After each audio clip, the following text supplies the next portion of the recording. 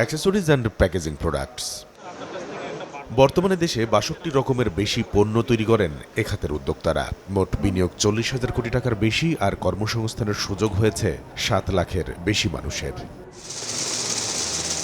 ১ billion প্রত্যক্ষ আর পরোক্ষ মিলিয়ে বর্তমানে এ খাতের রপ্তানি আয় $৭.৪৫ বিলিয়ন। অথচ এ খাতের বৈশ্বিক বাজার রয়েছে $৭০০ বিলিয়ন। যেখানেই আপনার পণ্য উৎপাদন হয় সেখানেই কিন্তু আপনার প্যাকেজিং এর দরকার আছে। ব্লুমবার্গের রিপোর্ট অনুযায়ী বিশ্বে আপনার $৭০০ বিলিয়ন প্যাকেজিং পণ্যের চাহিদা। আমাদের বাংলাদেশের হিস্সা কতটুকু এখানে আছে? সেখানে হিস্সায় আমাদের কিন্তু হলো তো শেয়ার $0.5 বিলিয়ন আমরা হলো তো শেয়ার অ্যাচিভ করতে পেরেছি গত বছর। আমরা কেন পারিনি? অ্যাক্সেসরিজ অ্যান্ড প্যাকেজিং পণ্যের ক্রমবর্ধমান বাজারে কেন নামমাত্র হিস্সা নিয়ে চলছে বাংলাদেশ, সেই প্রশ্নেরও উত্তর মিলে এই সংবাদ সম্মেলনে। চায়না, ভিয়েতনাম, কম্বোডিয়া এবং ইন্দোনেশিয়া তারা কিন্তু এক্সপোর্টে কিন্তু সরাসরি রপ্তানি আপনার হলো প্রণোদনা দিয়ে থাকে। আমাদের এই সেক্টর কিন্তু কখনোই কোনো কালেই আপনার হলো প্রণোদনা পায়নি। এটা নিয়ে কাজ করছি আমরা, একটি বড় বাধা। চাহিদা মতো পণ্য তৈরিতে রয়েছে কাঁচামাল আমদানিতে শুল্ক বাধাও। বিশ্ববাজারে যে এত চাহিদা আছে, সেই চাহিদাটা কারা পূরণ করে? সেই চাহিদাটা পূরণ করে হলো শেয়ার আমাদের যারা কম্পিটিটর আছে তারা।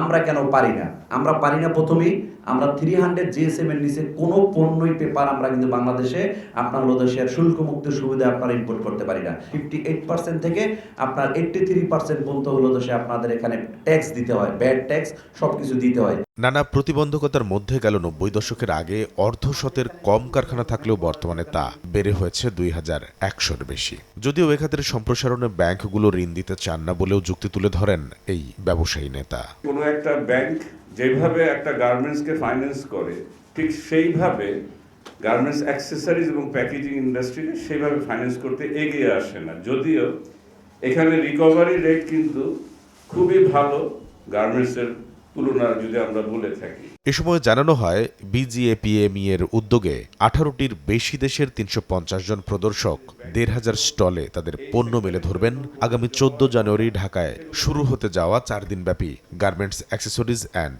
প্যাকেজিং এক্সপোতে। কামরুল হাসান সবুজ, সময় সংবাদ, ঢাকা।